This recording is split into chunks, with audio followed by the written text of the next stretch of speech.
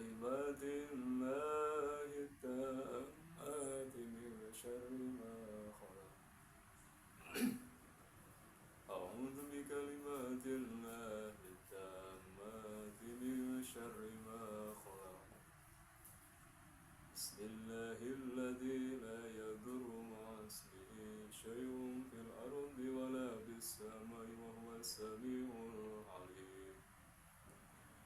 بسم الله ما شاء الله لا يشوف الخير إلا الله بسم الله ما شاء الله لا يصرف سوء إلا الله بسم الله ما شاء الله ما كان من نعمة فمن الله بسم الله ما شاء الله لا حول ولا قوة إلا بالله العلي العظيم بسم الله والحمد لله والصلاة والسلام على رسول الله صلى الله عليه وسلم وعلى آله وصحبه ومن تبعه إلى يوم القيامة ولا حول ولا قوة إلا بالله أشهد أن لا إله إلا الله وحده لا شريك له وأشهد أن محمدا عبده ورسوله لا نبي بعده أما بعد فقد قال الله تعالى في آياته الكريم وهو أصدق القائلين تباركا بذكره أعوذ بالله من الشيطان الرجيم بسم الله الرحمن الرحيم لقد جاءكم رسول من أنفسكم عزيز عليه ما أنتم حريص عليكم بالمؤمنين رؤوف رحيم فإن تولوا فقل حسبي الله لا إله إلا هو عليه توكلت وهو رب العرش العظيم وقال تعالى أيضا شهد الله أنه لا إله إلا هو والملائكة وأولو العلم قائما بالقسط وقال تعالى أيضا تولج الليل في النهار وتولج النهار في الليل وتخرج الحي من الميت وتخرج الميت من الحي وترزق من تشاء بغير حساب الآية وقال رسول الله محمد صلى الله عليه وسلم طلب العلم فريضة على كل مسلم والمسلمة وقال أيضا من طلب بابا من العلم ينتفع به في آخرته ودنياه كان خيرا له من أمر الدنيا 7,000 سنة صيام نهارها وقيام لياليها مقبولا غير باطل وقال سيدنا علي كرم الله وجهه طلب العلم ساعة خير من عبادة 60 سنة وقال Imam Busiri fi Qasidatil Burdah Amin tadhakuri jiranim bidhi salami majastadam anjaro nimuklatim bidai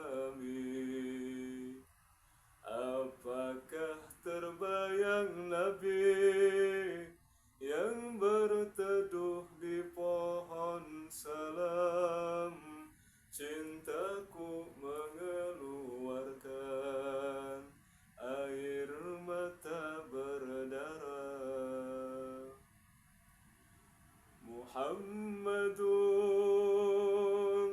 Sayyidul Kaunaini wa Saqalaini wal Fariqaini min Urbi wa min Ajami. مولاي صل وسلم دائما أبدا على حبيبك خير الخلق كلهم كأنه وهو فرض في جلالته في أسكر حين تلقاه وفي نسمه Kanjeng Nabi anu nunggal dina kaagungan gagah perkasa berani nu taya tandingan liru panglima komandan di tengah tentarana liru sayyidnu mulia di tengah para khodamna huwal habibul ladzi turja syafa'atuhu likulli hawlim minal ahwali muktahimi.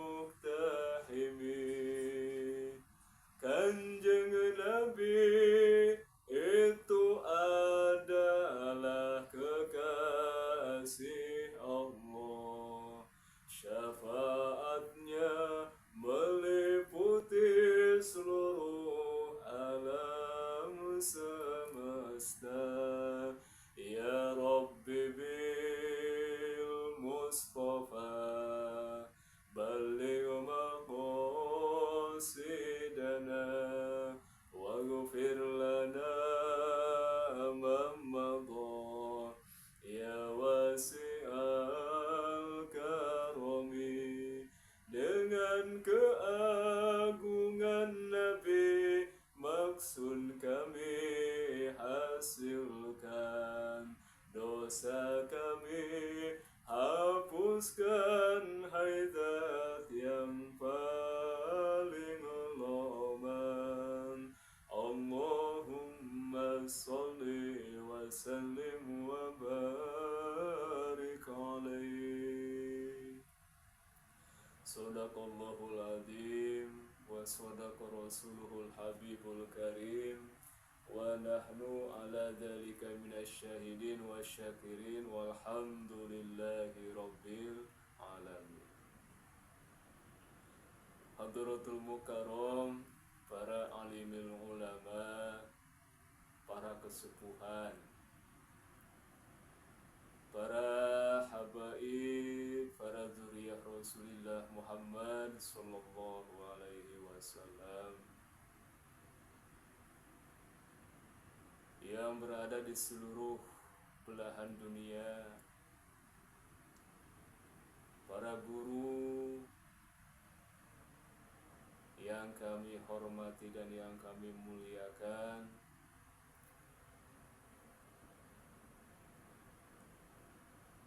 yang mohon maaf tidak bisa disebutkan satu persatu namanya. Intinya, mari kita bersama para hadirin sekalian, kita doakan semoga para alimul ulama, para kesepuhan kita, para guru-guru kita, para habaib, para zuriyah Rasul, kita doakan Semoga beliau-beliau dalam keadaan sehat sentosa dohir batinnya, dimakmurkan rizkinya yang barokah, dipanjangkan umurnya yang barokah, diampuni seluruh dosa-dosanya, diterima seluruh amal ibadahnya, dihasilkan seluruh maksud-maksudnya, dan semoga seluruh keluarga beliau dijadikan oleh Allah Ta'ala keluarga yang sakinah mawaddah warahmah, serta dikasih keturunan putra putri yang soleh solehah dohir batinnya, yang berbakti kepada Allah dan Rasulnya, kepada orang tuanya, nusa bangsa dan agamanya. Al-Fatihah.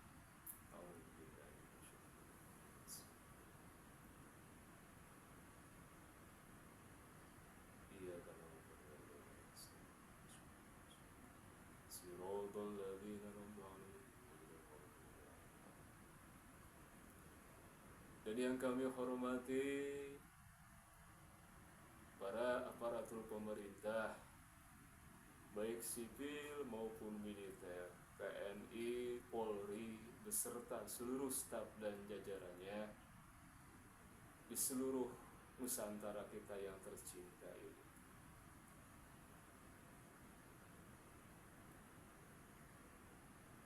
Dan semoga kita doakan para aparatur pemerintah kita, para aparat TNI dan Polri, bil khusus dari tingkat RT sampai yang tertinggi yaitu Presiden Republik Indonesia, dijadikan oleh Allah Ta'ala para aparatur pemerintah pemimpin yang adil dan bijaksana, serta sayang terhadap seluruh masyarakatnya. Dan semoga kita doakan beliau-beliau para aparatur pemerintah kita disehatkan jasmani dan rohaninya, sehat sentosa, subur makmur rizkinya, dimudahkan dalam setiap urusannya, mengatur daerahnya ataupun negaranya, dan semoga keluarganya dalam perlindungan Allah Subhanahu wa Ta'ala. Al-Fatihah.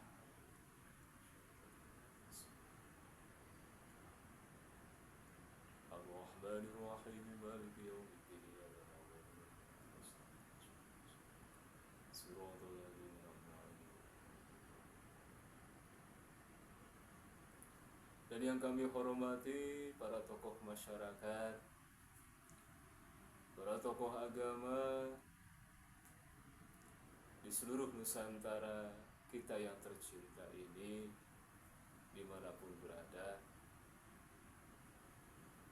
beserta seluruh para pemuda-pemuda, para pemudi, para ibu-ibu, adik-adik sekalian, yang mudah-mudahan kita semuanya senantiasa dalam maghfirahnya Allah, ampunannya Allah, dan rahmatnya Allah, fidin wa dunia wal akhirah.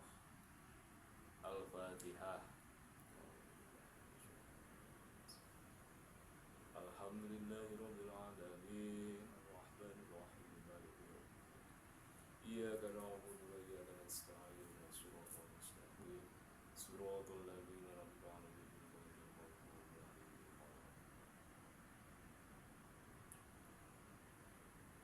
Pertama-tama marilah kita panjatkan puja dan puji syukur kehadirat Ilahi Robbi yang telah memberikan kita limpahan rahmat, limpahan kenikmatan, limpahan keberkahan, sehingga dengan limpahan-limpahan rahmat yang telah Allah berikan, limpahan nikmat yang telah Allah anugerahkan kepada kita semuanya, sehingga alhamdulillah pada saat ini, pada detik, jam, hari, waktu ini, saya kembali bersilaturahim, bertatap wajah, bermuwajah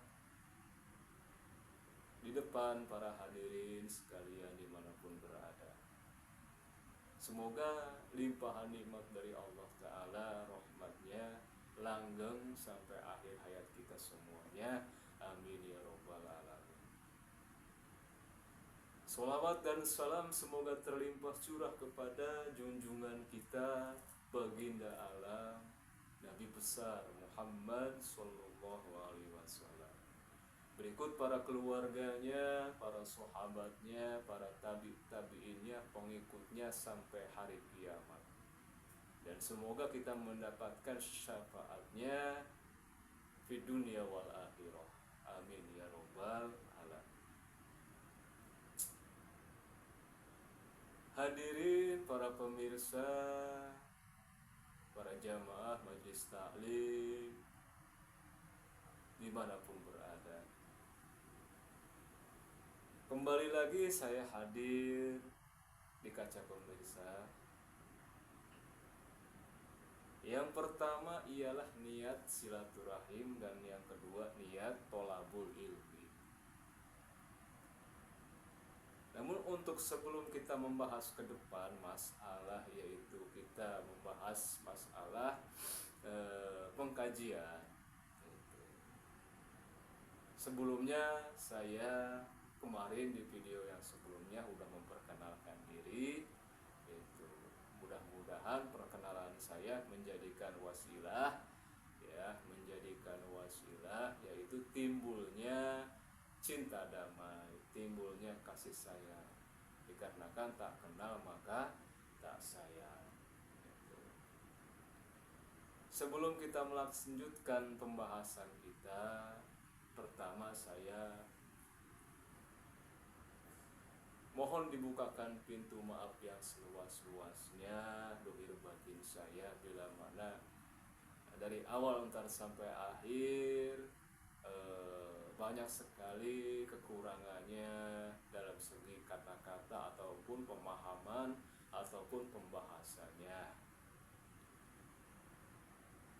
Silahkan aja dikomentari di bawahnya, itu bila mana ada pertanyaan atau jawaban, itu kita mari bersama-sama bermusyawarah, itu bertukar pikiran, pemahaman dengan hati yang mahabbah.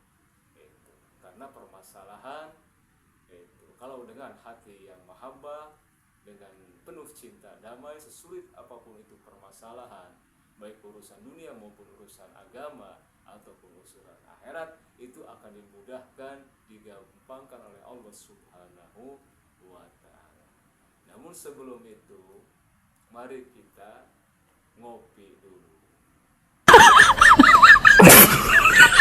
Dengan kopi ini, seperti video-video yang sebelumnya, dengan kopi kita modal bahagia dunia akhirat. Makanya para hadirin pemirsa dimanapun berada, ketika kita kedatangan tamu ataupun saudara, keluarga datang ke rumah kita, yang paling pokok utama kita sediakan air dulu. Itu karena itu sedekah yang sangat murni, itu tanpa sesuatu apapun negatif apapun di hati, itu ibadah yang paling murni.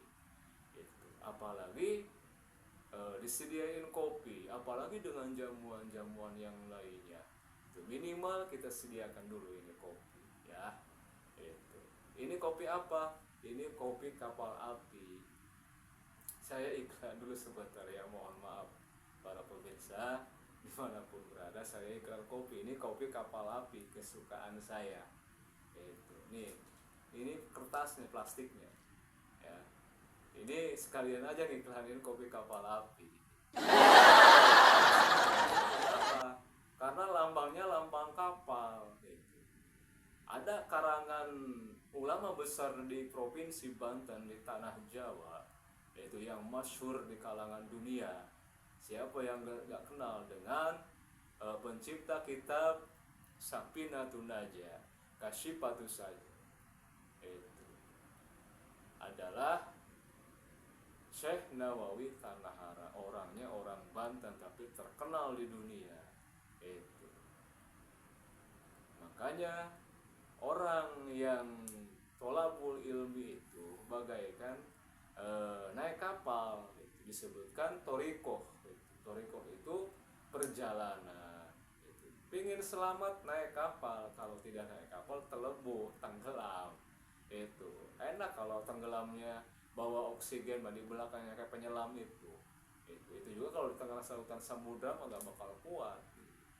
Harus naik kapal, kayak riwayat Nabi Nuh naik kapal itu kan banjir topan sedunia. Kita ini keturunan Nabi Nuh semuanya. Sampai Nabi Nuh bikin kapal 3 tingkat kan itu. Buat hewan, buat manusia, buat barang-barang. Dan kayunya itu kan dari kayu koka, kayu langsung dari surga. Soalnya airnya itu kan air siksa. Itu benda apapun hancur dengan air itu. Tapi kapal Nabi Nuh tidak hancur karena itu kayunya kayu langsung dari surga, pemberian malaikat Jibril. Gitu. Dibikinkan kapal, tadinya nanam biji koka dari surga ditanam jadi kayu koka pohon.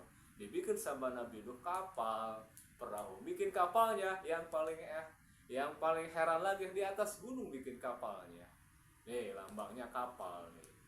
Kapal berhubungan dengan samudra. Samudra itu asin. Itu asin. Ya, nih. Kenapa harus ada apinya? Itu api itu adalah kehidupan itu bagaikan api panas. Jadi kita harus bisa mengatur suhu api. Bisa mengatur suhu api. Tergantung manusia mengolah api tersebut. Ini kan ada tulisan nih, kapal api. Tergantung manusia mengolah apinya. Kalau manusia bisa mengolah apinya, maka perjalanannya pun akan matang. Enak dimakan oleh orang lain. Wasilah dari perjalanannya itu. Tapi kalau tidak matang tidak akan enak. Makanya harus dibakar dengan api. Kemarin itu kan di video sebelumnya kan ada gas korek dibakar, ini kan ada apinya di sini. Tergantung manusia bisa mengolah apinya. Kompor aja kita masak, kalau gak ada itu apinya, nggak, atau yang ada juga gosong, nggak bakal matang.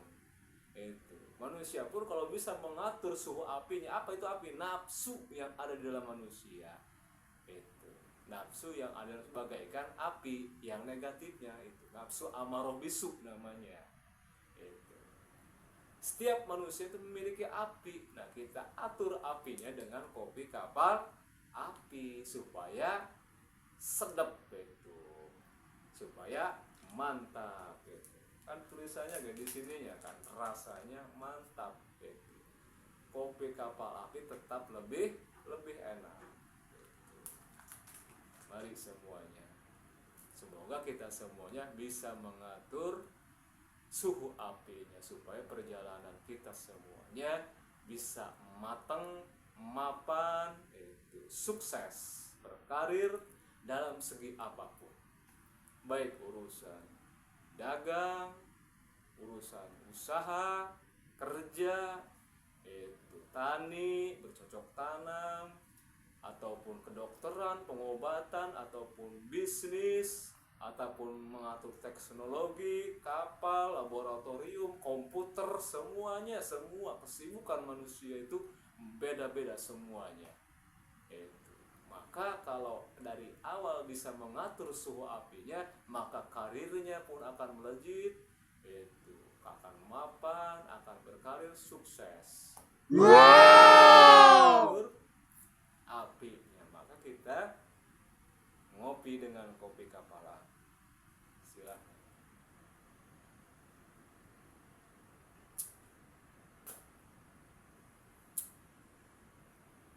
Jadi pada malam ini, hari ini, saya akan membahas masalah yaitu kitab yang berjudul, namanya itu Alfiyah, ya, Alfiyah.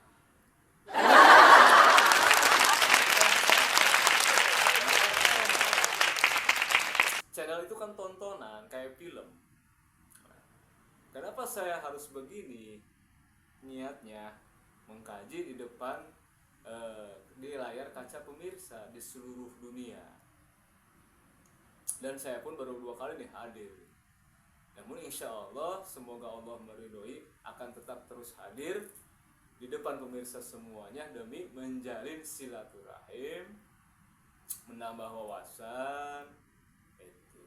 Terus mudah-mudahan ada berkah dan manfaatnya khususnya buat pribadi saya, umumnya buat para pemirsa dimanapun berada.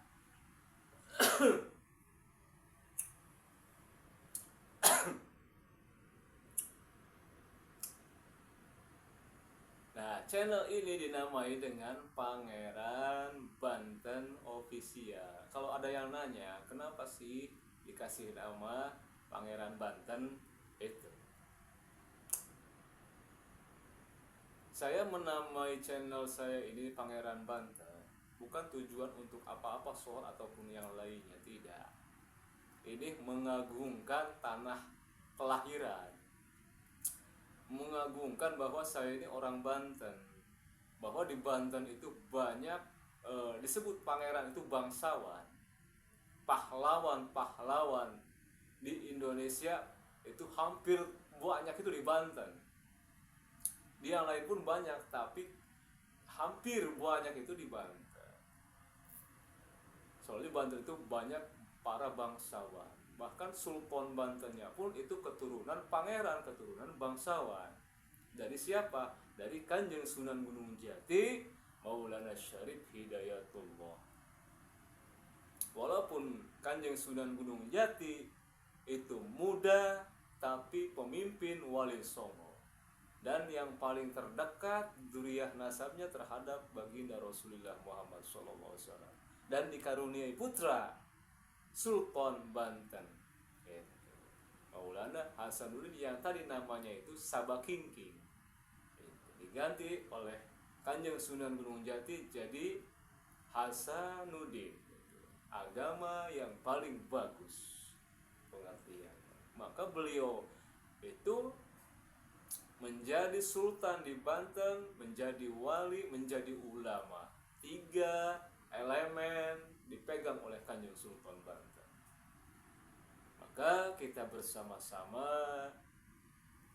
mohon ikhlas ridhonya kepada pemirsa di seluruh Nusantara ini ataupun muslimin muslimat di seluruh dunia, kita hadiahkan Fatihah buat Kanjeng Sultan Banten Maulana Hasanuddin. Semoga dengan Fatihah kita bersama kita mendapatkan keberkahannya dari beliau dunia akhirat. Al-Fatihah.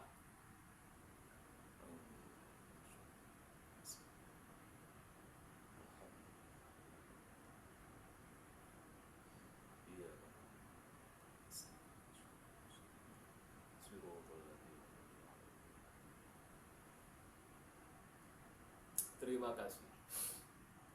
Nah, itu kan udah paham sekarang ya Pangeran Banten. Jadi kalau tinggal channel saya tinggal ketik aja Pangeran Banten Official. Tinggal di like, komentar, di share kemana-mana biar lebih berkah. Dan yang paling utama diklik tombol mahabbah.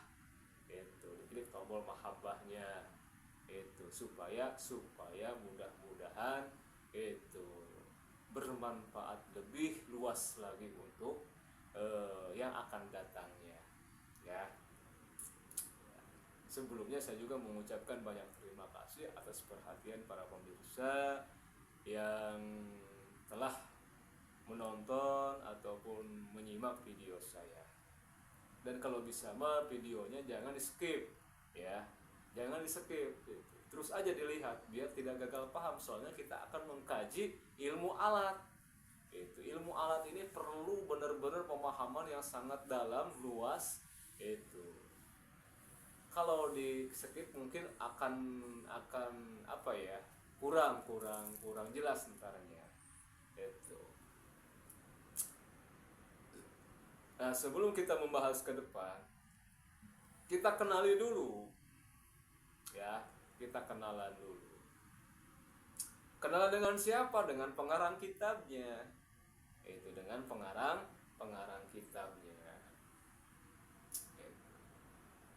Namun sebelum kita mengenal pengarang kitabnya, sebagaimana telah Allah firmankan tadi dalam mukadimah saya, yaitu bahwa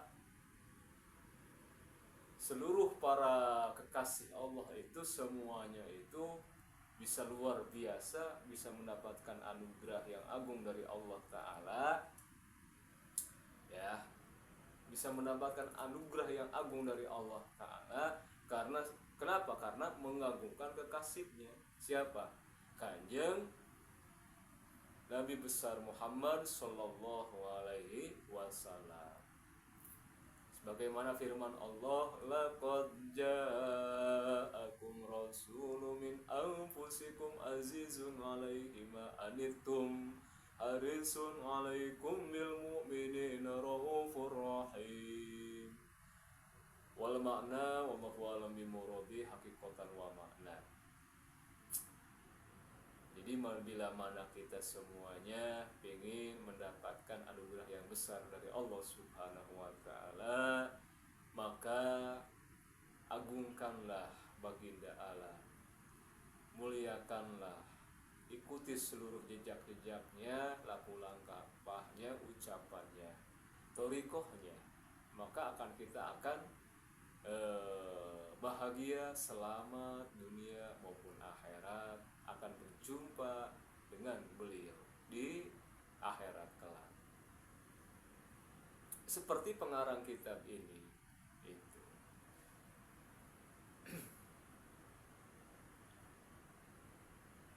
Beliau pun namanya ada nama Muhammad.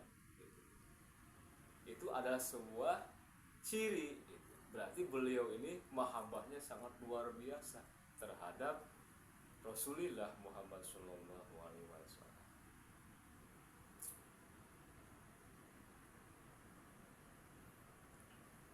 Kenapa kitab alat ini harus dikaji? Ya, kenapa kitab alat ini harus dikaji?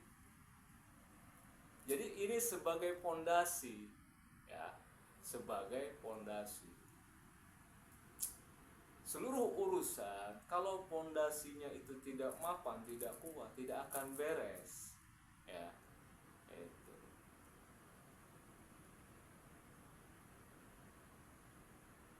Jadi alat ini untuk mengkuatkan perjalanan, pembangunan, apapun itu bentuknya, untuk supaya kokoh dengan alat. Itu yang tadinya acak-acakan dengan alat bisa rapih. Itu. Dan saya akan menjabarkan masalah ilmu alat ini, masuk ke tauhid bisa, ke fikih juga bisa, ke tasawuf juga, bagian batin juga bisa, masuk ke iman, Islam, ihsan pun bisa ini ilmu alat. Karena kenapa? Kita lihat ke depannya. Karena di episode sekarang ini saya akan membuat 150 episode. Season 1, episode 150. Berapa season kalau ditanya? Itu rahasia saya. Yang penting terima kasih saya ucapkan banyak terima kasih udah menyimak video saya, ya. Kenapa harus banyak season episodenya? Itu supaya wawasannya lebih luas lagi. Itu lebih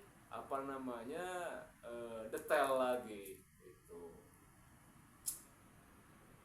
Karena walaupun ilmu kita sedikit, kalau dimanfaatkan akan dikasih oleh Allah Ta'ala ilmu yang belum kita ketahui. Itu ilmu yang belum kita ketahui. Karena di kitab alat ini pun, ya, ini kan mengatur nahu sorok, gitu. Tapi dinadomkan baharnya pakai bahar rojaz, nada. Gitu. Nah, ilmu nada ini ada ceritanya di zaman dahulu kala. Itu. Siapa sih pencetus pertama yang menciptakan ilmu nada, ilmu lagu? Siapa? Apakah dari golongan Islam atau non Islam, dari golongan Islam, semuanya mencontoh ke situ dari nada ini, ya, dari nada ini. Dahulu kala ulama besar, pengarang mujtahid di ilmu alat Imam Sibaweh itu punya seorang guru, gurunya Imam Khalil. Dahulu kala gurunya Imam Khalil ini muridnya ribuan, ya, bahkan punya bintang pelajar itu Imam Sibaweh. Itu luar biasa, dia memahami keilmuan ilmu alat yang telah disampaikan oleh gurunya. Suatu ketika begitu Imam Sibaweh udah beres mondoknya di gurunya itu Imam Khalil, ya, bukan Khalil Bangkalan Madura, bukan, awas, ini mah Imam Khalil zaman dahulu kala, ya, itu mah yang di Madura mah Syekh Khalil, ya, muridnya Syekh Nawawi Tanahara itu. Ini mah imam pangkatnya, Imam Khalil. Begitu santrinya udah pada mukim, itu pada beres mondoknya di Imam Khalil, termasuk murid kesayangannya Imam Sibaweh, begitu mudik, nah hampir 50% muridnya Imam Khalil ikut ke Imam Sibaweh, karena beda Imam Sibaweh emang menjelaskan alatnya itu benar-benar luas pahamnya, detail itu. Sampai Imam Sibaweh mah tidak nikah itu. Karena kenapa? Karena udah kalau bahasa ilmu torikoh mah ya, ilmu torikoh, jadi udah majdub dengan ilmu alatnya, udah panah dengan ilmu alatnya, maka walaupun gak nikah nggak apa-apa karena udah cinta gitu. Sampai Imam Sibaweh mah itu waktu beliau di kamarnya, itu bidadari dari surga langsung nyamper ke kamarnya, itu saking bidadari saking sukanya sama Imam Sibaweh gitu. Saking sukanya itu bidadari sampai turun ke kamar Imam Sibaweh. Karena kenapa? Karena benar-benar luar biasa rasa cinta mahabbahnya terhadap ilmu-ilmunya Allah Subhanahu wa ta'ala. Bahkan bidadari pun berani turun ke alam dunia, segitu di alam surga langsung datang ke kamarnya. Begitu kaget Imam Sibaweh melihat bidadari, luar biasa gitu. Yang kecantikannya tiada duanya, yang wanginya itu dari masyriq sampai maghrib, yang cahayanya itu bagaikan melebihi cahaya matahari. Luar biasa, itu yang bidadari yang biasa. Kalau bidadari yang luar biasa mah yang manusia yang di alam bumi, perempuan-perempuan di bumi yang benar-benar taat kepada Allah dan Rasulnya, begitu pindah alam di surga masuk surga, maka akan menjadi ratunya para bidadari. Dan sangat luar biasa pasti cahayanya juga, yang biasanya aja udah mengalahkan sinar matahari, apalagi ratunya. Yang biasa ajanya itu bidadari ya, yang biasanya itu wanginya dari masyriq ke maghrib, itu bidadari yang biasa, apalagi ratunya bukan masyriq maghrib lagi, wanginya itu apa, dari 7 lapis bumi sampai 7 lapis langit itu wanginya kecium. Minyak apa coba itu? Gak bakal ada di muka bumi ini. Makanya Imam Sibaweh begitu di waktu pagi melihat wanita-wanita dunia itu di situ jauh katanya. Makanya di situ rasa cintanya terhadap Allah Subhanahu wa ta'ala dan Rasulnya benar-benar sampai akhir hayatnya. Nah, terus ikutkan santrinya Imam Khalil itu ke Imam Sibaweh, ya, ikut 50% ikut, karena gagah Imam Sibaweh ilmu alatnya, nahu sorobnya, mani bayan badeknya, mantiknya itu. Terus Imam Khalil ini sebagai gurunya nggak benci ataupun kesal ke muridnya, bahkan bangga punya murid sukses itu. Punya murid sukses itu. bangga, jangan jadi murid pengecut ya. Jangan jadi murid pengecut, harus membanggakan sang guru jadi murid mah. Contohnya kayak Imam Sibawe gitu. Agungkan nama seorang guru karena kita bisa bisa tahu mana yang hak dan yang batil, mana yang negatif dan yang positif. Kan wasilahnya kan dari seorang guru. Bisa maca, bisa nulis, karena jasa guru mah tiada tara. Itu. Bisa ngehitung. Itu. Kita dididik dari sekolah, SD sampai kuliah, sampai sarjana, S1, S2, S3, 4A, sampai pangkat dokter, insinyur. Coba wasilah siapa ini? Wasilah didikan seorang guru semuanya.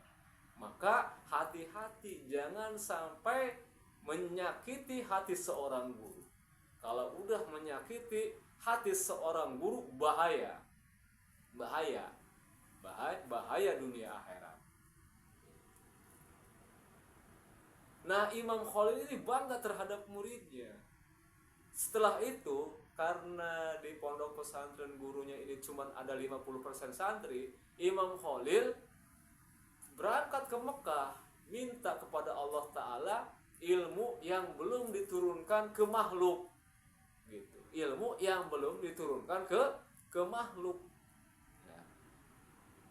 Kan tadi kan yang saya bahas tadi, bila mana kita memanfaatkan ilmu walaupun sedikit, walaupun alif, ba, ta, walaupun itu kita mengasih tahu A, B, C, D kepada siapapun itu, terutama kepada keluarga kita dulu, maka Allah Ta'ala akan memberikan ilmu-ilmu yang belum kita ketahui. Itulah istimewanya kalau kita memanfaatkan ilmu.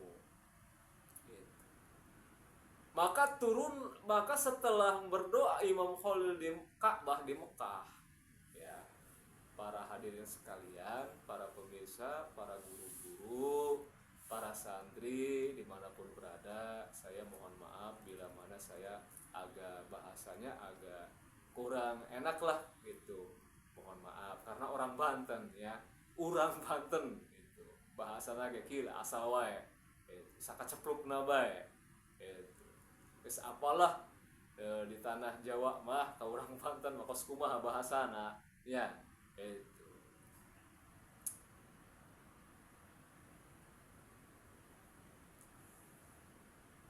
Berangkatlah Imam Khalil ke laut. Makanya disebut bahar kan, makanya disebut bahar karena ini pakai bahar rojaz. Ada bahar kamil, bahar mutadarik, bahar romal kan, itu bahar basit. Nah kalau ini bahar rojaz. Nah kalau yang tadi di muqaddimah yang tadi tuh Muhammadun sayyidul kaunaini wasaqalaini wal fariqaini min urbi wa min ajami. Itu bahar basit, mustafilun fa'ilun timbangannya. Itu wajan maujun, wajannya mustafilun fa'ilun, mauzunnya Muhammadun sayyidul tadi. Jadi harus sesuai dengan baharnya. Kalau enggak sesuai dengan baharnya, itu akan ngeguclek, akan banyak polisi tidur, gak enak dilakukannya ya. Ini pencetusnya Imam Khalil tadi berangkat ke laut. Begitu di laut Imam Khalil gimana?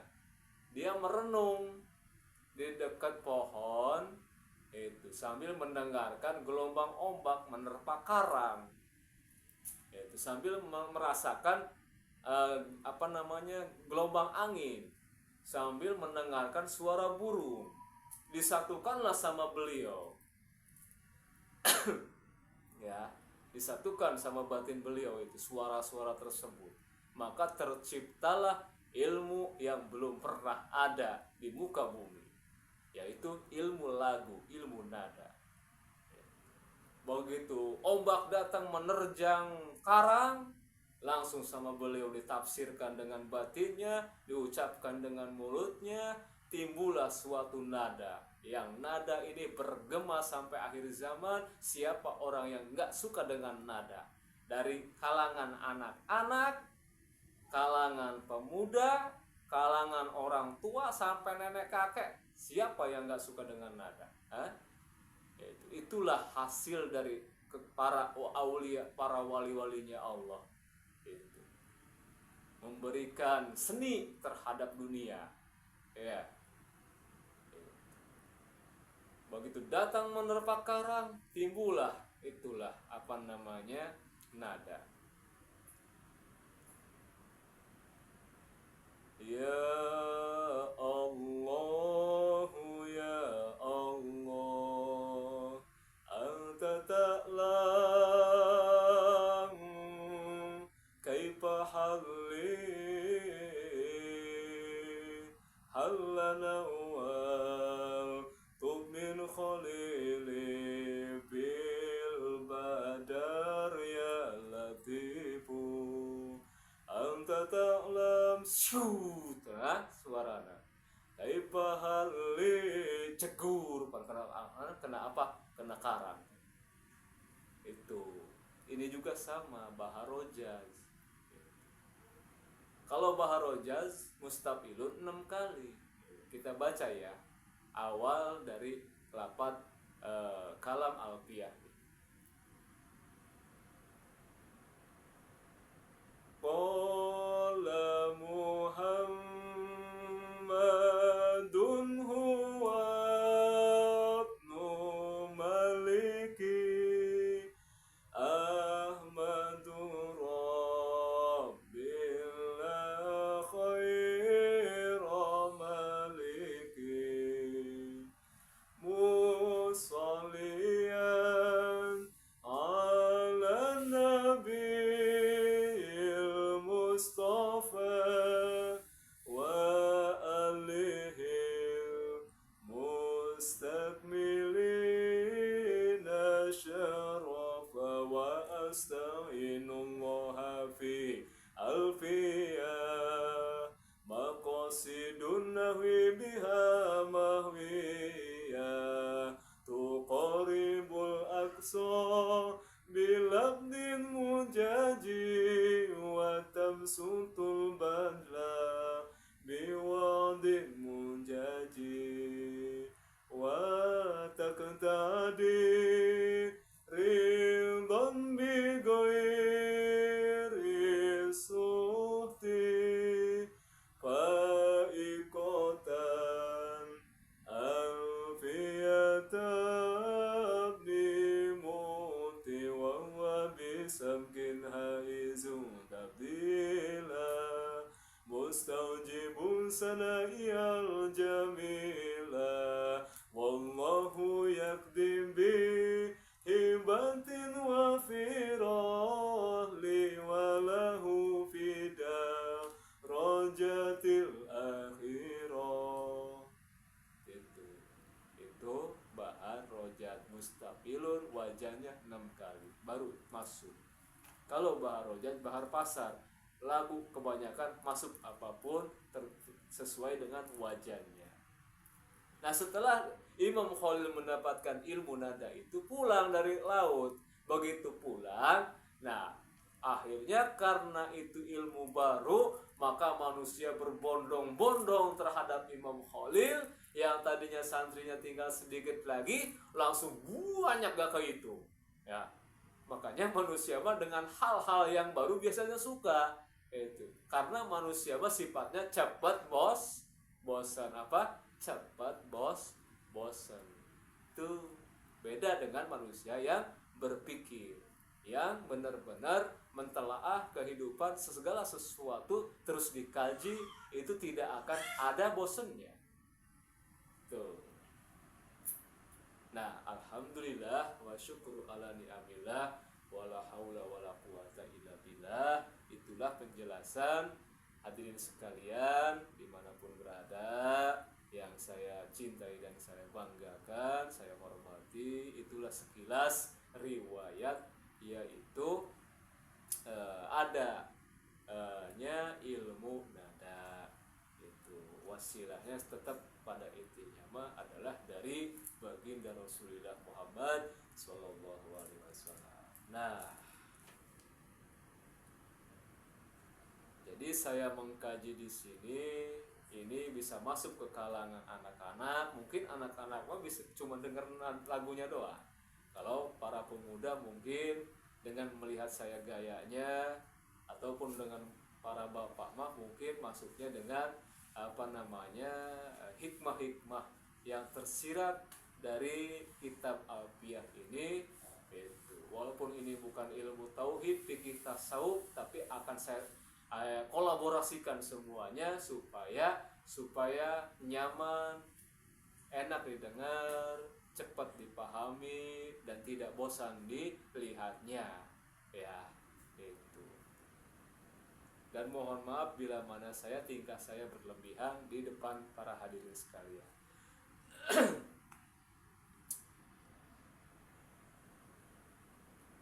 Dan saya akan doakan seluruh para pemirsa yang menyaksikan video saya, silaturahim saya doakan apapun Anda kesibukannya, baik usaha, bisnis, dagang, petani, pekerja, itu guru, itu PNS, itu ataupun peternak, itu ataupun fakultas kedokteran, itu teknologi dan lain-lain sebagainya, itu yang masing-masing berbeda-beda profesi. Saya doakan semoga seluruh urusannya dimudahkan oleh Allah Subhanahu wa taala, perekonomiannya dimakmurkan oleh Allah, dan semoga segala tujuannya mudah-mudahan cepat dihasilkan oleh Allah Subhanahu wa taala.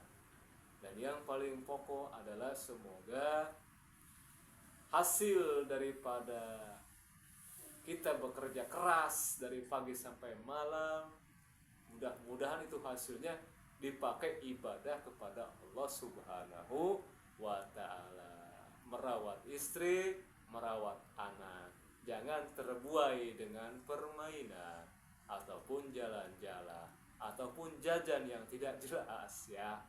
Itu hasilnya manfaatkan, itu manfaatkan dengan sebaik-baiknya, karena itu adalah modal ibadah, modal mendapatkan keridhaan Allah Subhanahu wa taala. Itu, ya, hati-hati hasilnya kita ikhlas niatkan buat ibadah, itu. Dan jangan sampai hasilnya itu disalahgunakan, ya. Itu. Terutama pokok inti, jangan sampai ketinggalan sholat 5 waktu. Walaupun kita sesibuk apapun, di kantor, di sawah, di ladang, ya, jangan sampai kita terbuai keenakan dengan tugas kita itu. Tetap kita punya kewajiban, kita punya Tuhan, itu ya. Kita punya yang disembah. Walaupun sekedar 5 menit paksakan, sempetin. Kalau tidak bisa, misalkan udah kebiasaan nih meninggalkan sholat, bisanya cuma sholat maghrib doang, dilatih aja lah, diusahakan latihan agar supaya terbiasa. Karena itu adalah KTP kita. Orang Islam wajib sholat. Kalau tidak sholat, dosa besar. Dosa besar. Nih, contoh satu aja saya contohin. Kalau orang nggak sholat duhur, itu dosanya seperti apa? Seperti menjinah orang tuanya sendiri. Itu baru satu, apalagi yang lainnya. Sholat asar kayak gimana, sholat maghrib kayak gimana, sholat isya kayak gimana, sholat subuh kayak gimana, ya. Jangan disepelekan, disepelekan itu dosa, bahaya kalau udah menyepelekan dosa, ya. Jadi harus banyak istighfar, ya. Harus banyak istighfar, harus banyak kita meragap diri, ya. Astaghfirullah Rabbal baraya, astaghfirullah minal khataya, astaghfirullah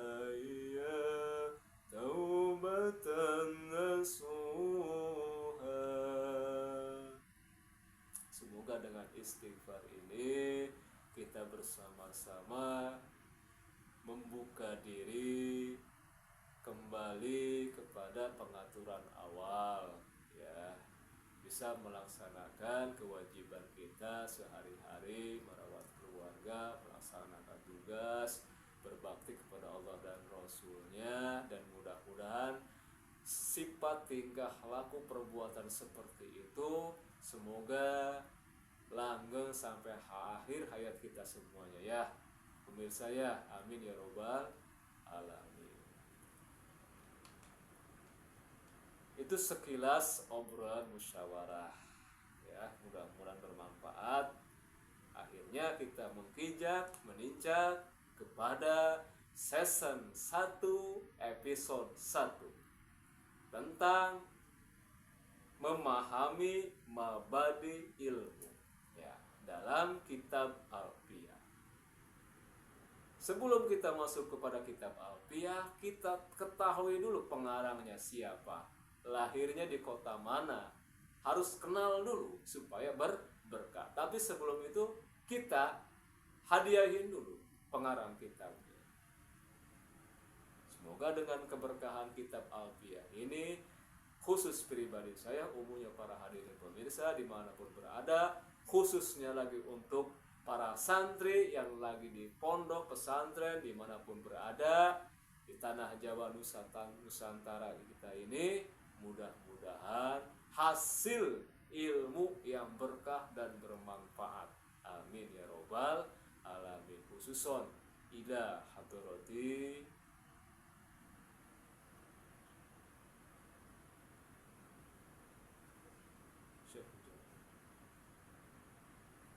Al-Fatihah.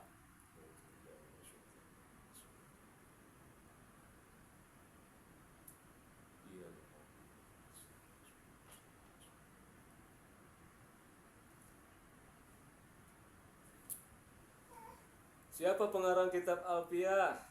Ya. Pengarangnya itu Syekh Jamaluddin Muhammad bin Abdillah bin Malik yang masyhurnya biasanya disebut oleh para santri mah Imam Ibnu Malik.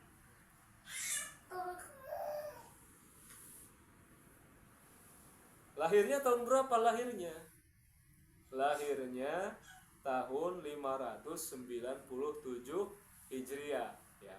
Lahirnya Imam Ibnu Malik, pengarang kitab Alfiyah, lahir pada tahun 597 Hijriah, bertepatan dengan 1177 Masehi. 1177 Masehi. Di kampung mana? Di kampung Jiani, daerah Andalusi. Di mana Andalusi itu? Di negeri Spanyol, ya. Negeri Spanyol, kan ada benua Asia, ada benua Afrika, ada benua Eropa. Nah, pengarang kitab Alfiyah ini di Spanyol adanya.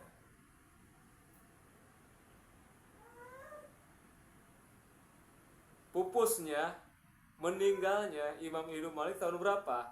Meninggalnya tahun 672 Hijriah. 672 Hijriah. Bertepatan yaitu 1252 Masehi. Nah, itulah sekilas kita mengenal pencipta Alfiyah. Alfiyah itu apa sih? Bahasa Arab. Bahasa kitanya mah 1000. Kenapa harus Kenapa beliau menamakan kitab Alat Nahwu Shorof ini dengan 1000? Karena di angka 1000 ada rahasianya. Ada rahasia yang sangat dalam itu di angka 1000. Soalnya pernah beliau Kanjeng Rasul mengucapkan sholawat. Kalau dibaca 1000 sholawat setiap hari, sehari semalam 1000, itu beda, ya. Kata beliau, gimana kata Rasul? Man sholla alayya marrotan sallallahu alaihi asyara marrah. Wa man sholla alayya asara marrah sallallahu alaihi mi'ata marrah. Wa man sholla alayya mi'ata marrah sallallahu alaihi alfa marrah. Wa man sholla alayya alfa marrah lam yamsu jasadahu finnar. Kata Rasul sallallahu alaihi wasallam, orang membaca sholawat kepadaku 1 kali itu dibalas 10 kali oleh Allah rahmat. Dibaca 10 kali dapat ganjaran 100 kali rahmat dari Allah. Dibaca 100 kali dapat rahmat dari Allah 1000. Nah kalau kita baca 1000 nih alfiah, 1000 alfan 1000, lam yamsu jasadahu finnar, tidak akan disentuh jasadnya, jiwa raganya, ruhnya oleh api neraka kalau setiap hari semalam dibacanya 1000. Nah, makanya Imam Alfiyah ini menamakan dengan 1000. Itu 1000. Maksudnya 1000 baris. Nah, domanya itu barisannya itu ada 1000. Itu mengatur nahu sorok terus semuanya.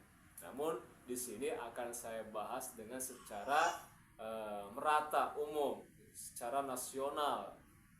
Supaya memahami di kalangan santri meluas, di kalangan lapangan yang orang yang sering memahami ilmu tauhid ataupun yang sering memahami fikih ataupun yang sering memahami tasawuf, mudah-mudahan ini bisa mencakup ke semuanya walaupun hanya sekedar ilmu alat, karena ini adalah pondasi dari segala pondasi. Kalau pondasinya kokoh, maka bangunan pun akan kokoh ke atasnya. Baik masang bata, semen, adukan sampai ke atas, sampai genteng, sampai finishing, ngecat, semuanya akan kokoh karena pondasinya di bawahnya udah kokoh. Kayak kita mau ibadah, kalau wudunya ngambil wudunya asal-asalan gitu, itu ibadahnya pun akan asal-asalan. Bangunan dalam sholatnya, kan kita lagi sholat seperti membangun itu. Kan bangunan itu harus ada pondasi. Pondasi itu dari wudu. Wudunya kalau rapi, niatnya ikhlas, terus pakai baca-bacaannya dengan rapi, praktek wudunya itu.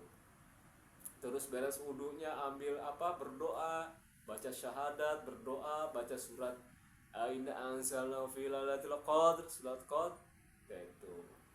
Maka di situ rapi wudunya, kedepannya pun akan rapi, pondasinya bagus, maka bangunannya pun akan bagus, tidak mudah runtuh. Maka akan menikmati rasanya ibadah seperti apa. Seperti kita makan durian, rasanya mantap, sedap, totok, marotok. Karena udah timbul rasa dalam ibadahnya. Seperti kita makan bakso, mie ayam, mie instan dan lain sebagainya, itu kan dari rasa semuanya. Maka akan bila mana ibadah udah timbul rasa, maka akan enak ibadahnya, tidak bosan, betah, tecangkel, mual alaratel. Gitu. Cek kurang banten. Hadirin jamaah rahimakumullah. Jadi kalau ngaji mah ya nuntut ilmu mah. Walaupun kita ngopi, ngerokok, ngobrol gini, tetap ganjaran mah langsung dari Allah Ta'ala, tidak dikorting. Itu walaupun ngobrol, itu ketawa-ketawa, itu nggak serius, nggak dikorting sedikit pun, karena beda tolabul ilmi mah ganjarannya. Maka berat untuk melangkahnya pun berat itu ke pengajian itu. Tidak siapa-siapa, ini lagi ngomongin pribadi saya aja. Misalkan walaupun saya pengajar, ada pengajian di tempat lain, terkadang batin saya karena merasa udah saya ini pengajar, saya tuh ikut ngaji lagi di sana, terkadang itu berat itu untuk menghilangkan rasa gengsi itu. Oh saya pengajar itu, itu dia kan kadang-kadang di satu wilayah kan pengajian di mana-mana nih, terus pengajarnya ada berapa orang, kadang-kadang udah pengajar itu ada pengajian di sini, ada pengajian itu mau melangkah itu, beda itu rasa. Maka harus kita dengan rasa dulu kita timbulkan rasa cinta mahabbah terhadap Rasulullah, bahwa adanya pengajian itu adalah sunnahnya Rasul. Itu kita melangkahkan kaki kita ke tempat pengajian, rasa mahabbah kita terhadap baginda Nabi besar Muhammad Sallallahu Alaihi Wasallam supaya kita diakui umat. Makanya penting bagi santri mah ya, penting buat santri mah. Buat santri ini penting gitu. Mutolaah kitab, ngapal kitab ya buat santri. Saya pun awalnya juga sama santri. Ya. Santri ini berbeda-beda, beraneka ragam dari sifat, kelakuan, perbuatan, perkataan dan lain sebagainya. Dari kejiwaannya beda-beda, semuanya gak sama. Kan beda-beda orang tuanya gitu kan. Mudah-mudahan dengan seringnya kita ini bermusyawarah gitu kan. Jadi ada semangat untuk mondok pesantren karena di akhir zaman ini ya, karena udah teknologi udah canggih, semua pesantren pasti itu ada teknologinya, ada komputernya, ada HP-nya. Itu makanya harus kita bisa menggunakan ya, harus kita bisa menggunakan teknologi ini dengan sebaik-baiknya, jangan disalahgunakan. Khususnya untuk para santri di Nusantara yang tercinta ini, karena generasi-generasi yang akan datang ini kalau untuk melihat zaman sekarang ini luar biasa, karena hampir kebanyakan fokus di dunia maya ya, di medsos itu ya, di aplikasi. Beda dengan santri zaman dulu di lampu totok ya, hayang masak ya niupan hau, nyokot suluh ka gunung mauan suluh, hayang masak itu mau kastrol sampai hari dong banget ya niupan hau, irungna kayak nah ramehong nya nyaho teh ramehong ramehong eta non hidung na irungna itu niupan hau ya itu dahar kenal ini saayana bae ari kuari mah geus nikmat ngeunah pokona santri kuari mah makan lamun teu jadi teh mah hook gitu tah hook ka kolotna ngiriman duitna nya itu.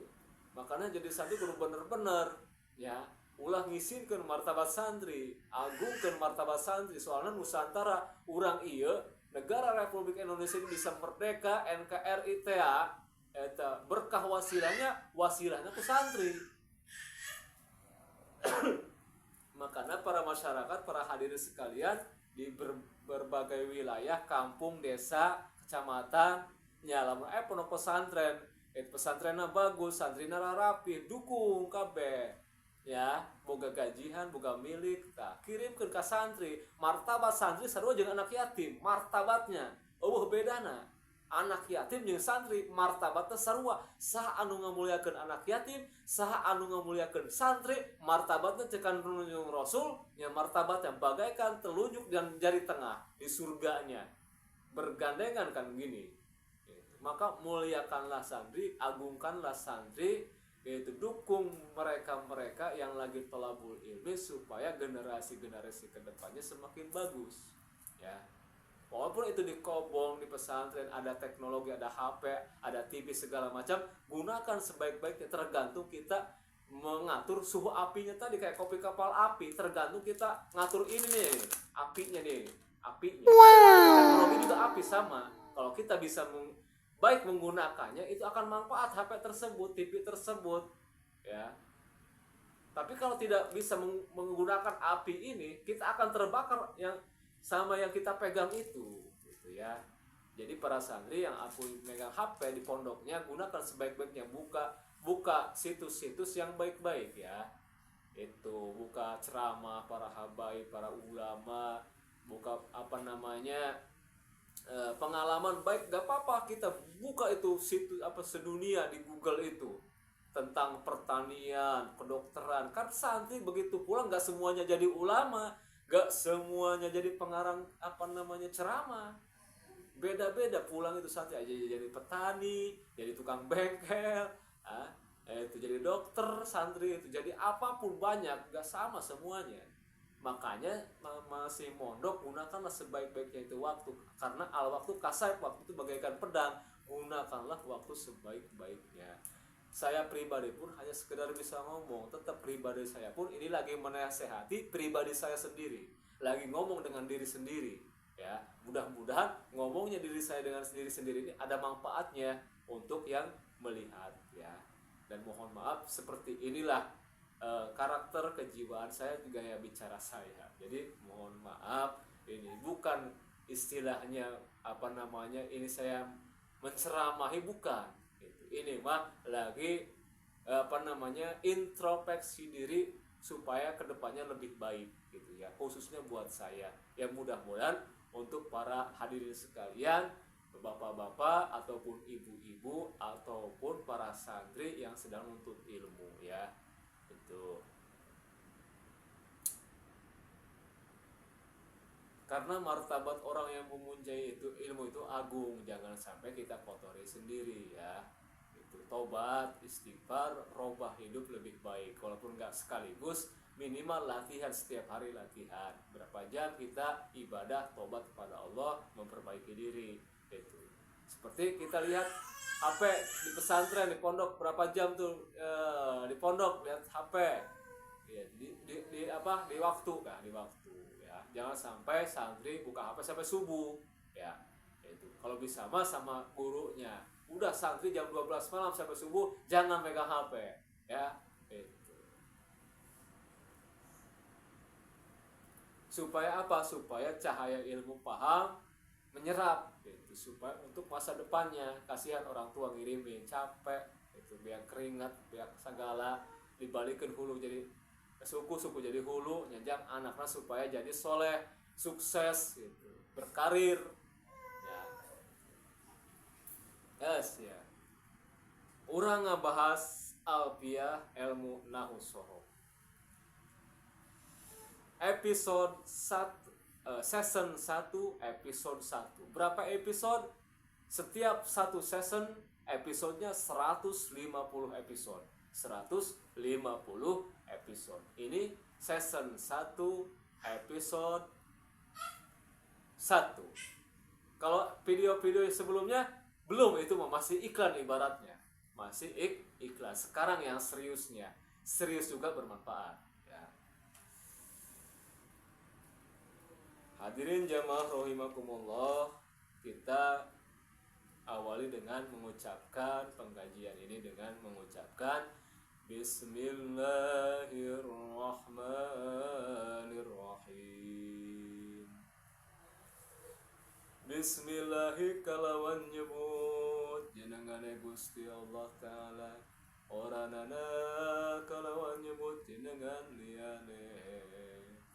Ar-Rahmani kang maha mapari nikmat gede ya Allah, ing dalam dunia lan ing dalam akhirat.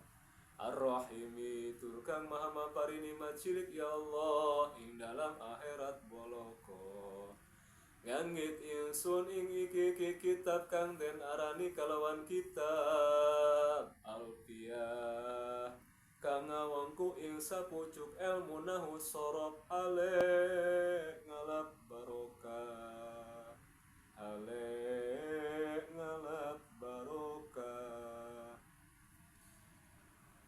Episode 1 season 1 episode 1 tentang mengenai yaitu mabadi ilmuna.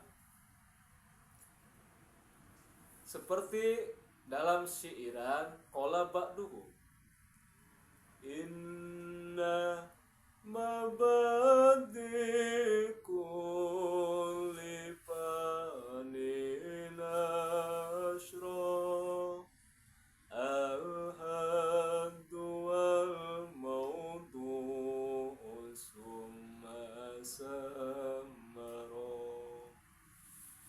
Persiapan sadayapan 10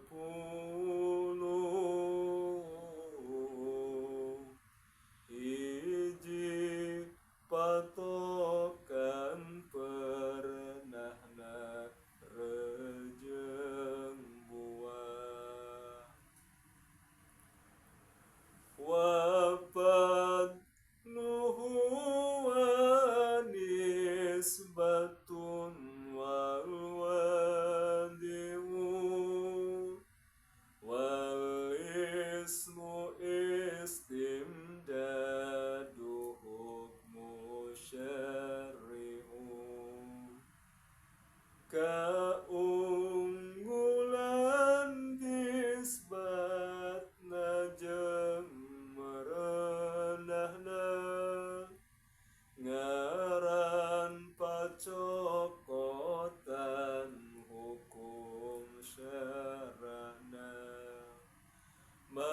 سائل والبعض بالبعض اكتفى ومن درى جميع هذا شرفا masalahna cukupnya hosa warehna anu apal kabeh tamtu mulyana. Tah eta nadoman mabadi pakai baharon eta ya, baharon kita pakai bahar kamil.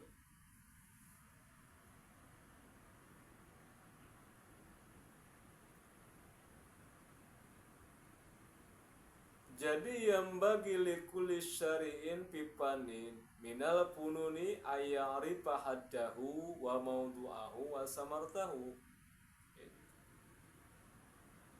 ila akhiril mabadil asyarah. Jadi penting, yang bagi itu penting. Likuli syari'in pipanin minal punun, penting bagi orang-orang yang tumandang terhadap pan-pan ilmu dari setiap punun mengetahui ayat haddahu wa maudu'ahu wa samartahu. Hadnya, maudu'nya, samarnya, buahnya. Yang tadi telah dinadomkan tadi 10 mabadi ilmu nahu. Karena ini baru episode awal. Jadi kita menjelaskan mabadinya ilmu dulu. Karena ilmu Allah itu luar biasa, sangat luas. Bahkan ya, lautan jadi tintanya, pohon yang di muka bumi ini jadi penahnya untuk menuliskan ilmu-ilmunya Allah. Tidak akan sampai habis pun itu tinta, selautan tinta habis itu tidak akan habis ilmunya Allah Ta'ala. Ilmunya Allah Ta'ala itu tanpa batas, luar biasa, sangat luar biasa. Makanya Allah itu maha sempurna. Karena Allah alif lam dilapan. Allah adalah alif lam lil kamal. Alif lam kesempurnaan, maha sempurna. Tidak ada kekurangan sekecil apapun, sebutiran apapun. Real, mulus, murni, benar-benar mahanya sempurna, tidak ada kekurangan. Itulah alif lam lil kamal. Jadi yang pertama adalah hadnya. Hadnya ilmu nahu itu hadnya apa? Wa ilmun bi usulin yu'rafu biha ahwalu awakhiril kalimati i'roban wa binaan wa bi'tibari kaunihi alatan konuniatan taqsimu mura'atuha lisana alil khawfi fil maqal min haitsu ta'diyatuhu aslul makna. Itu kaharti eta bahasa Arab, urang bahasa Sunda, bahasa Jawa ya, bahasa Indonesia, maka kudu dihartikeun ku bahasa urang. Lamun urang Arab teh kudu dihartikeun geus kaharti ya. Urang berhubung urang tanah Jawa itu ya, boh eta mau urang Lampung, orang Sumatera, Palembang gitu ya, kudu pasti kudu ngahartikeun ku bahasana masing-masing. Namun ada bahasa negara kan, jadi kita pakai bahasa negara. Jadi kita artikan dulu dengan bahasa pribadi saya, bahasa Sunda karena orang Banten ya. Nah entah tadi artina. Jadi hadna eta ilmu nahu eta nyaeta artina kieu. Ari patokan ilmu nahu teh nyaeta hiji pengertian anu bisa nganyahokeun kana tingkahna tungtungna pirang-pirang kalimah naha murobna atau mabnina. Tak eta arti. Jadi hadna ilmu nahu itu wa ilmun bi usulin yurofu biha ahwalul awakhiril kalimati i'roban wa binaan. Nyata hiji pengertian anu bisa nganyahokeun kana tingkahna tungtung pirang-pirang kalimah naha murobna atau mabnina. Reujeng lamun ngaitibar ilmu teh ilmu alat, maka ilmu nahu teh hiji konun atau dobit atau takrib nyata patokan anu bisa ngaraksa kana letah tina kasalahan dina ngomong nyata bisa ngadatangkeun kana makna asal bisa karaksa ta si letah eta gitu. Nyata cek urang Banten ya. Lamun cek bahasa negara nama kieu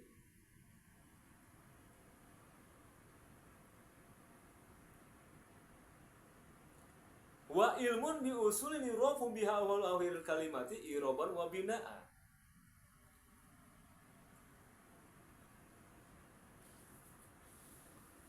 Jadi patokan ilmu nahu itu yaitu satu pengertian yang bisa mengetahui pada tingkah akhir kalimat.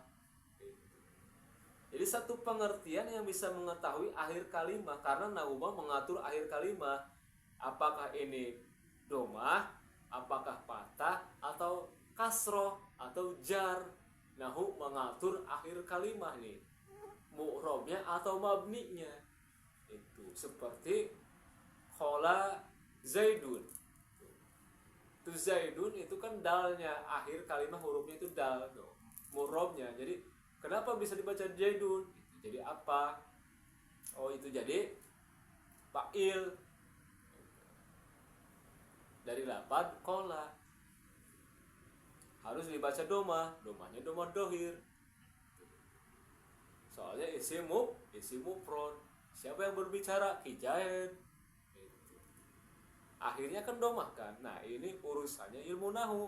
Ilmu sorof mah bagian bagian depan dan tengah. Kalau ilmu nahu bagian akhir, karena ilmu nahu mah bapaknya bagian di luar. Kalau ibunya bagian di dalam. Gitu kan. Sesuai tidak dengan kehidupan? Ini baru alat. Sama dengan kehidupan, nahu sorof bagaikan ibu dan bapak. Kalau pondasinya udah bagus, maka tercipta anak. Anak itu natijah, buah dari ibu dan bapak. Manfaat hasil punya anak.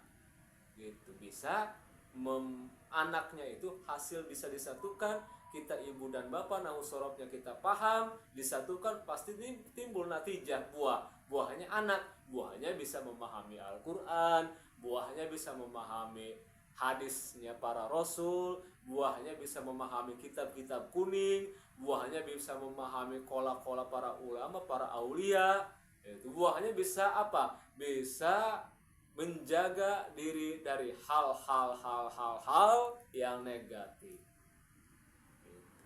Bisa kita melaksanakan hal-hal yang positif, itu adalah buahnya dari ilmu nahu dan sorof. Jiwa dan raga kita bisa bermanfaat, bisa terjaga, bisa lestari, bisa nyaman, bisa tenang, bisa sejahtera buat pribadi dan semuanya. Kalau nahu sorofnya mapan ya, karena pondasi tergantung dari pondasinya apapun itu bentuknya. Kalau pondasinya teguh, prinsipnya kuat, mau dagang kuat itu aja tidak terganggu yang lain, pasti sukses dagangnya. Gitu. Dengaran cabang, hayang dagang itu segala macam dirau. Mual jadi begitu mah. Satu punya prinsip tetap lakonan sampai berbuah, maka cabangnya pun akan banyak. Tuh, dari ilmu alat masuk ke perdagangan kan? Ya. Tergantung gimana kita menjelaskannya. Kalau kita menjelaskannya luas pahamnya. Kenapa? Man tabaharo fi panin wahid tabaharo fi panin pijamiil punun. Siapa orang yang melaut dalam satu warna ilmu, maka akan melaut dari seluruh pan-pan ilmu.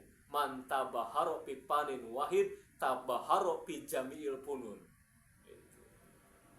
Mudah-mudahan walaupun kita tidak tabahur dalam ilmu, minimal kita bisa memanfaatkannya mengamalkannya, menjalankannya khusus buat pribadi masing-masing kita dulu ya. Walaupun ilmu sedikit, yang penting berkahnya banyak. Itu hadnya.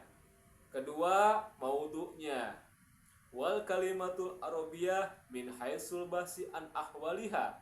Itu eta maudhu'na. Naon teh maudhu'na? Nyaeta wal kalimah. Wal kalimatul arabiyah min haitsul bahsi an ahwaliha. Artina ari maudhu'na ilmu nahu teh nyaeta pirang-pirang bahasa Arab. Tegesna ngabahas pirang-pirang tingkah kalimah bahasa Arab.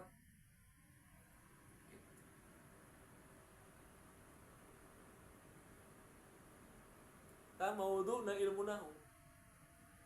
Wal kalimatul arabiyah min haitsul bahsi an ahwaliha.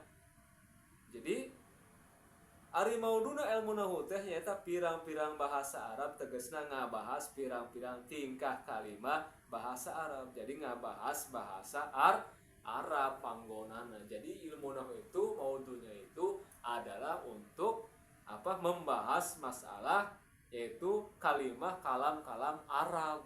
Itu maudhu'nya. Yang ketiganya wasamartuhu. Apa buahnya? Saunul lisani anil khata'i fil kalami wal isti'anati bihi ala fahmi kalamillahi ta'ala wa kalami rasulihi. Artina ari kagunaan ilmu nahu teh nyaeta naon ya buahna samarna ilmu nahu eta nyaeta ngaraksa eta tina kasalahan ngomong jeung ngajadikeun pertolongan kana maham dawuhan Allah Ta'ala. Tegasna naon nyaeta Al-Qur'an teh Al-Qur'anul Karim dawuhan nyaeta. Terus sareng ngaraksa nyaeta ngajaga tina naon itu supaya ngaraksa ngajaga tina qala rasul tegasna hadis teh ta eta buahna. Jadi buahannya itu ya, buahnya ilmu nahu ini kalau udah berbuah nih, jadi bisa menjaga lidah kita, menjaga lidah nih dari kesalahan bicara. Itu bisa menjaga lidah dari kesalahan karena lidah ini tak bertulang. Lidah ini bahaya, tidak bisa menjaga lidah mah ya, karena mulutmu harimaumu ya. Mulutmu harimaumu. Ucapan itu harus benar-benar bisa kita menjaga, jangan salah tempat gitu. Ya. Apalagi suka orang suka gibah nih kita nih, nikmat itu rasanya ngomongin orang gak baik itu, sedep kayak makan daging aja ya, daging sapi, daging onta, daging bebek. Gibah itu ngomongin orang itu, pokoknya dosanya melebihi dari zina ya, zina itu kan dosa besar, gibah mah lebih banget. Ada hadisnya sahih lagi.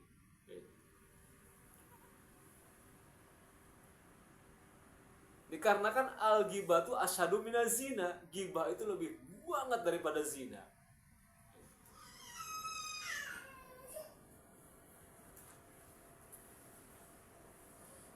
Kalau orang yang zina sama Allah tobat, langsung diampuni dosa zinahnya. Tapi kalau orang yang gibah ngomongin orang, kalau gak disamperin orang yang diomonginya minta maaf ya, itu dosanya tidak akan hilang.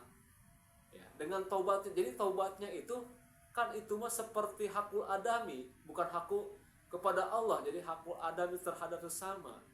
Jadi kalau kita ngomongin kejelekan orang ya, di depan orangnya ke orang itu ya, bahwa si ama begini kelakuannya begini, suka begini diomongin sama kita, nah, itu kan dosa ya, dosa gede itu.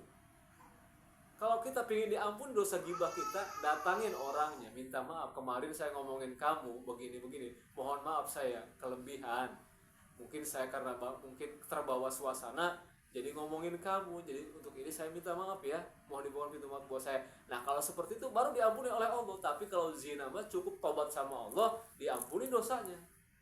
Makanya al-ghibah asyadu minaz zina, ghibah itu lebih banget daripada zina. Kenapa? Itu alasannya. Orang yang zina mah langsung tobat, urusannya sama Allah yang zina mah. Tapi yang ghibah mah sama orang, sesama orang. Jadi diampuninya itu harus kita datangin orangnya. Siapa sekarang yang ngomongin orang itu minta maaf, pasti gengsi lah, malu lah, segala macam. Makanya beratnya di situ. Nah, yang mudah-mudahan kita terselamatkan dari lidah ini ya, bisa menjaga lidah, karena dengan ilmu nahu ini, itu ilmu nahu sorok, ilmu alat, bisa menjaga lidah. Jadi bisa terus mendapat pertolongan untuk memahami ayat-ayat Quran dan hadis dan kalam-kalamnya para ulama. Itu yang ketiga. Kan semuanya 10, 6 lagi. Insyaallah episode ini kita bereskan.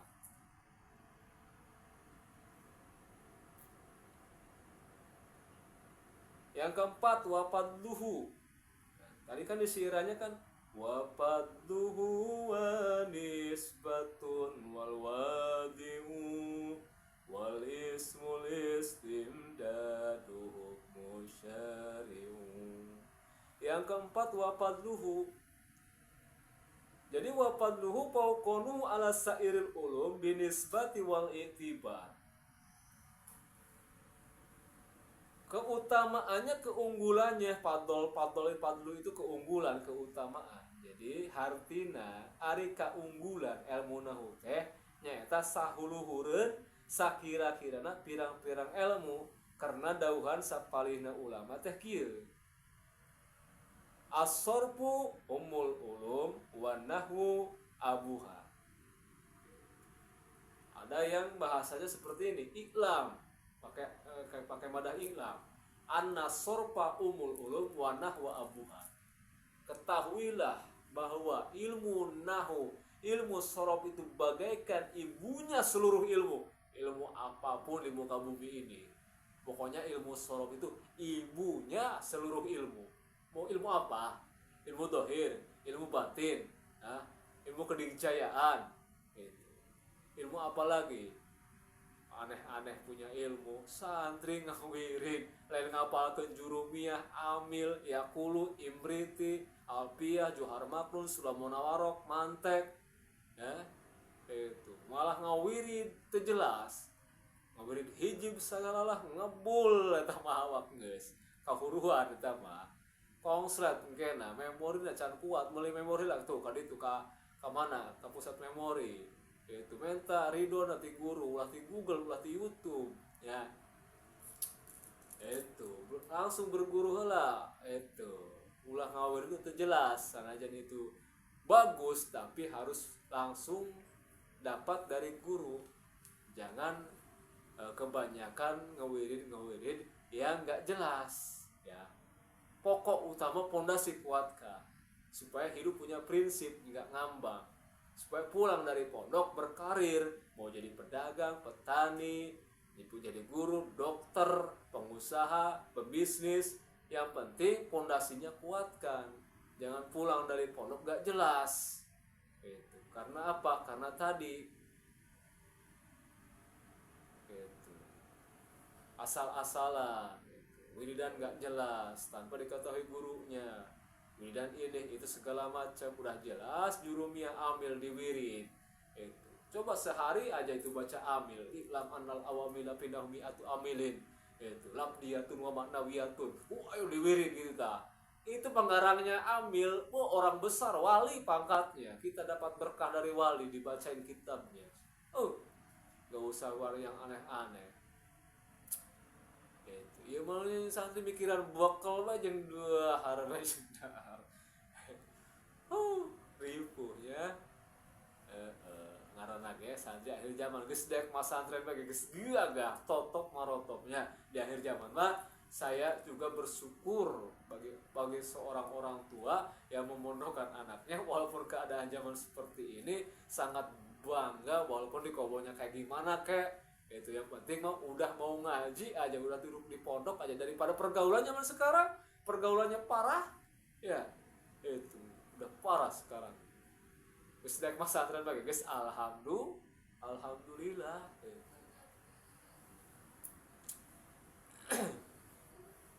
Terus itu keagungannya, keunggulannya. Yang kelima, nisbatuhu Wa nisbatuhu li ghairihi mubayanatun. Artina ari nisbatna atau hubunganana ilmu nahu teh nyaeta jeung ilmu nu sajen teh eta tabayun gitu. Nisbatna jadi artina berlainan. Ilmu nahu lain ilmu luar nahu gitu. Ilmu nahu lain ilmu luar nahu. Jadi bukan luar ilmu nahu. Jeung ilmu luar nahu teh lain ilmu nahu. Eta teh nisbatna. Yang keenam wadi'uhu. Wadina saha pertama pencetus ilmu nahu ini? Siapa pembuka awalnya? Yaitu Imam Abu Aswad Ali. Penciptana ilmu nahu itu, wadinya itu penciptanya Imam Abu Aswad Ali yang diperintahkan oleh Sayyidina Ali karamallahu wajhah. Karena di zaman Sayyidina Ali melihat seorang anak membaca Arab, kalimah Arab itu salah bacanya. Makanya Sayyidina Ali menyuruh Imam Aswad Ali untuk mempelajari ilmu nahu. Kenapa? Karena pangkatnya Sayyidina Ali, kata Rasulullah, ana madinatul ilmi wa Ali babuha. Saya adalah kotanya ilmu, kata Rasulullah, dan Ali adalah pintunya. Pintunya seluruh ilmu. Sayyidina Ali kotanya Kanjeng Rasul. Terus yang ketujuh wasmuhu, apa ini namanya? Namanya ilmu nahu, ilmu Arabiyah. Itu. Yang kedelapan wastimdaduhu min kalamil Arabil fusoha. Istimdadnya ilmu nahu ini, istimdadnya dari kalam Arab fusoha, dari ucapan-ucapan bahasa Arab yang fasehat, yang bagus, yang baik. Yang kesembilan hukumnya ilmu nahu gimana? Ilmu alat ini hukumnya. Hukumnya ilmu alat adalah fardu kifayah. Kalau sekampung nggak ada yang ngaji alat, itu kedosaan semuanya sekampung. Makanya setiap kampung ada pesantren, di pesantren ada yang ngaji kitab alat, maka menggugurkan dosa sekampung, tidak kedosaan. Itu makanya orang kampung seharusnya bangga ada pesantren, ada santri, karena menggugurkan dosa sekampung. Itu. Makanya santri itu harus didukung karena martabatnya sama dengan anak yatim. Santri yang baik ya, yang baik, yang rajin, ulah beki ulin santri, nah eta mah ngisinkeun jadi santri. Tuh. Nu ka-10 Mas, jadi ya yang ke-9 itu adalah hukumnya. Hukumnya itu fardu kifayah. Al-wujubul kifai ala kulli nahiyatin wal aini ala qari'il Qur'an was sunnah. Dan fardu ain terhadap orang yang ingin memahami Quran dan hadis. Dan pola-pola para ulama membaca kitab kuning kan harus dengan sorof. Makanya untuk santri, untuk para ustadz, kiai, kalau di pesantren tidak mengkaji ilmu alat, misalkan pesantrennya ada tapi nggak dikaji ilmu alatnya, dosa itu sepesantren ya. Karena apa? Fardu ain untuk para ustadz dan kiai dan santri mah. Karena kenapa? Karena yang dibahaskan akan membuka masalah Quran dan hadis gitu. Kalau orang kampung mah atau kenapa fardu kifayah itu? Ya karena bukan ininya gitu, bukan paknya. Setiap urus itu ada paknya masing-masing. Yang ke-10, nah ini yang terakhir ya. Jadi yang tadi hukumnya itu adalah fardu kifayah untuk masyarakat, untuk santri, untuk orang yang menggali ilmu Quran dan hadis, itu maka fardu ain. Kalau tidak mengkaji ilmu alat, maka dosa besar, seperti meninggalkan sholat, sama aja. Yang ke-10 masail. Masailun wal ba'du bil ba'di iktafa wa man dara jami'a hadza syarafa.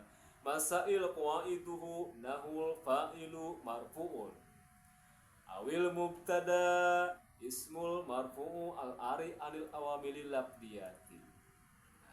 Ini masalahnya ilmu nahwu teh kumaha. Jadi artinya kieu, para hadirin sekalian pemirsa dimanapun berada yang kami hormati dan kami cintai. Masalahnya itu nahwu. Jadi hartina ari masalahna ilmu nahwu teh kieu. Nyaeta pirang-pirang qawaid atau pirang-pirang takrib. Contohna seperti ari fa'il teh nyaeta isim. Fa'il teh isim anu diropakeun, diropakeun. Anu ditutur sabadana fi'ilna ti heula. Gitu eta masalahna. Fa'il teh isim. Diropakeun karena naon? Karena ditutur satacan fa'il teh fi'ilna ti heula. Qala Zaidun ta Zaidun teh jadi fa'il kusabab aya lapan qala teh fi'il. Gitu. Setiap fi'il aya fa'il. Ta Zaidun diropakeun eta jadi fa'il. Nah, ini masalahnya ngatur seperti itu nahwu itu. Ya, ngatur akhir kalimah. Kalau awal dan tengah ingat ilmu sorof. Kalau akhir kalimah mu'rob atau mabninya itu ilmu nahwu. Bapak mah bagian di luar, ibu mah bagian di jero itu.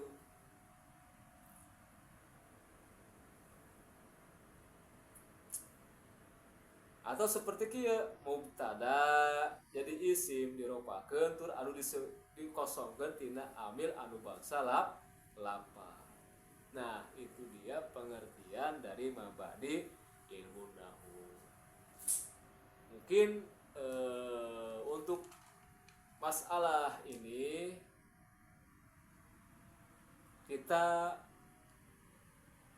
sampai di sini dulu aja ya, menjelaskan mabadi ilmu ya. Tadi dari awal muqaddimah sampai tadi sekilas kajian-kajian yang bermanfaat, mudah-mudahan amin ya. Itu terus sampai kita membahas mabadi itu di episode yang pertama ini, di season 1 episode 1 mabadi ilmu nahwu.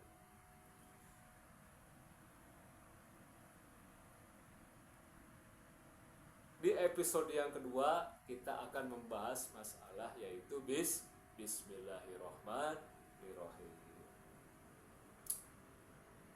Untuk itu sebelum kita mengakhiri pengajian ini, saya Al-Fakir ila rahmatillah di hadapan para hadirin pemirsa, para jamaah majelis taklim, para bapak-bapak, ibu-ibu, adik-adik sekalian, para santri yang saya sangat cintai banggakan, yaitu generasi baru Republik Indonesia NKRI, harga mati sholawat sampai mati ya.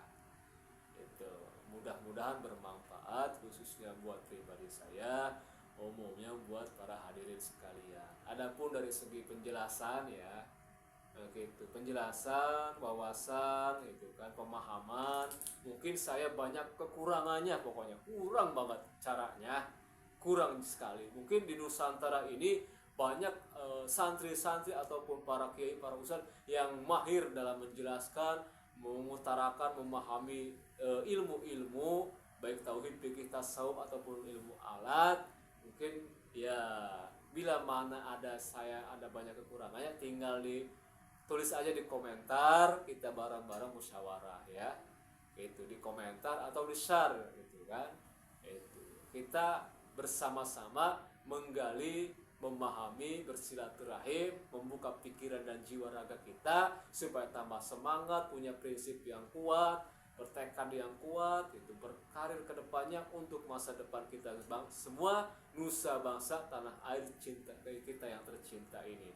Tetap semoga kita semuanya bisa dengan musyawarah, bersilaturahim, bermuajahah ya, membuka kitab pengajian. Semoga kita, jiwa raga kita merdeka, tidak dijajah. Merdeka nusa bangsa negara Republik Indonesia. Cukup sekian dari saya. Tetap yang paling utama, kita cintai tanah air kita ya. kita berusaha menjadi pahlawan bangsa. Gitu. Jadi pahlawan sejati sampai mati, baik pribadi saya maupun Anda. Dan kita berdoa pada akhir kalam ini, saya dan keluarga saya, Anda dimanapun berada dan keluarga Anda, semoga kita semuanya senantiasa dalam naungan rahmatnya Allah, magfirahnya Allah, ridhonya Allah, inayahnya Allah, pertolongannya Allah Ta'ala, dan syafaatnya baginda Nabi besar Muhammad Sallallahu Alaihi Wasallam fid wa dunya wal akhir. Salam sejahtera dari saya Al-Fakir ila rahmatillah. Semoga rezeki kita semuanya mengalir deras tanpa batas. Amin ya Allah ya Rabbal alamin. Allahumma sholli wa sallim wa barik alaihi. Allahumma sholli ala nuril anwar wa sirril asrar wa tiryakil aghyar wa miftahil babil yasar Sayyidina Muhammadinil Muhtar wa alihil athhar wa ashabihil akhyar wa ashabihil akhyar adada ni'amillah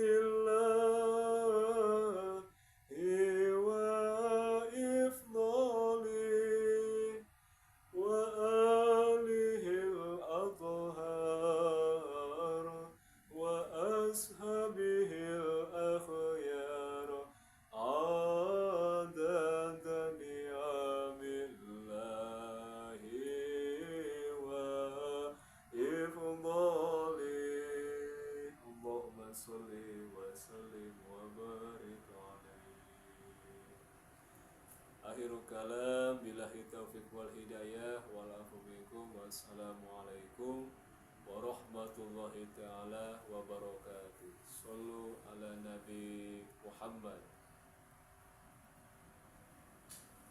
Allah karim karim karim Rahman rahim